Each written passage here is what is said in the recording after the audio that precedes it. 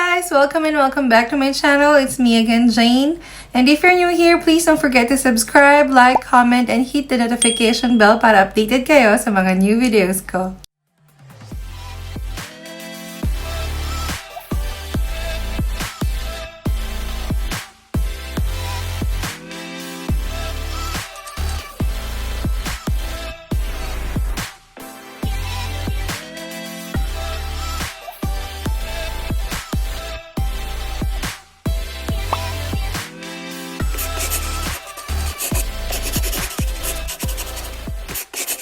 So for today's video, I'm going to share with you guys how I made my makeup look last week. I call this a nude soft glam makeup look na pwedeng pang party, pwedeng pang elegant look, pang nighttime look, pang event party, pwede po siyang pang birthday, pwede po siyang pang attend ng mga formal occasions. Basta kahit saan po siya pwedeng gamitin, except lang po sa mga trabaho sa araw.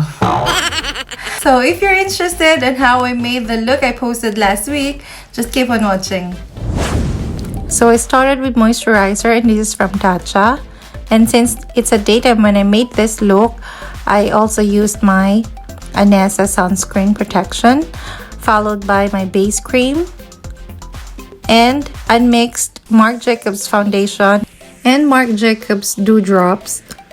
Since Marc Jacobs foundation is too matte, kaya hinaluan ko siya ng shimmer highlights.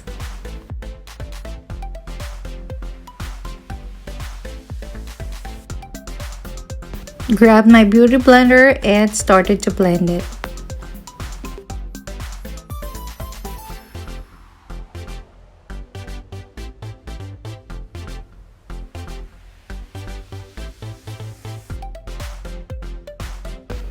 And I used Tarte for my concealer, followed by Huda Tan and Tone Contour Cream.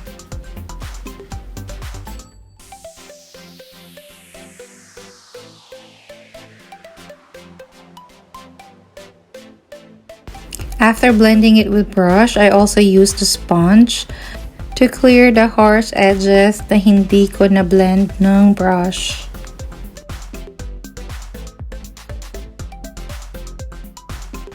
Used eyebrow pencil and eyebrow mascara for brows. And now I just grab my brush for translucent powder and just powdering all over the eye area.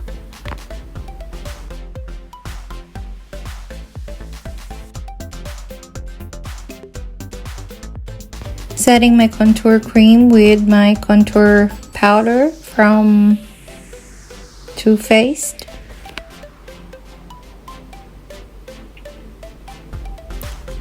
And contouring my nose. Hirap na hirap ako sa ilong ko. Ang pango kasi.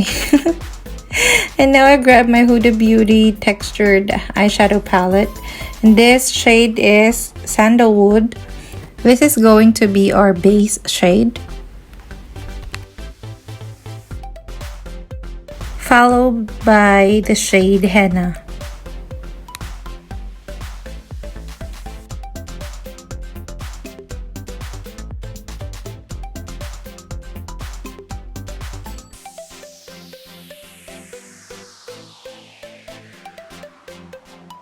And our third shade would be Cocoa.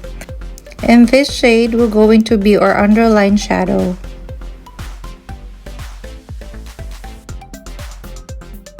And the shade Moon Dust would be our cat crease color.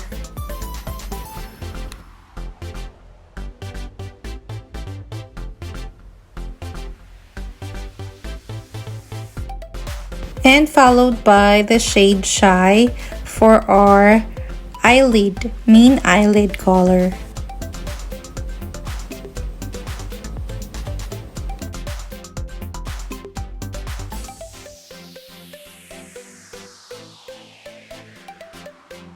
Grab my Sigma waterline liner in Nude.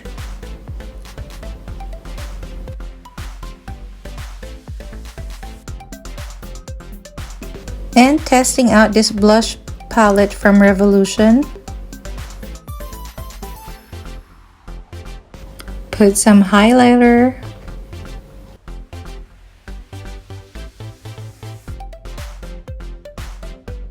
And a lip pencil.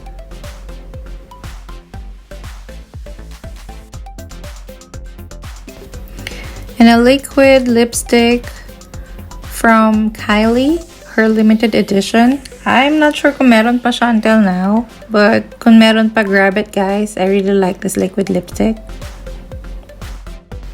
And used Huda Beauty lashes for my lashes. And that's it guys. I'm done.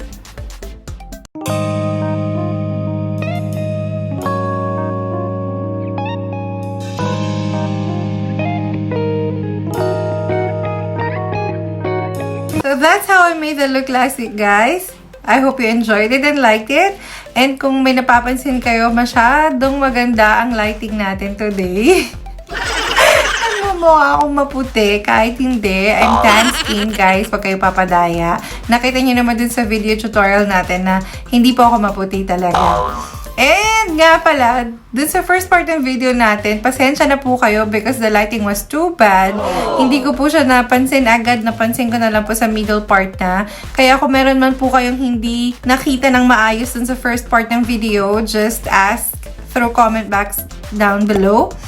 And kung meron man pong questions regarding sa makeup natin na ginawa today, mag-comment lang po kayo and I'll try my best na sagutin isa-isa kung meron man pong magtatanong. So that's it guys. I see you next week.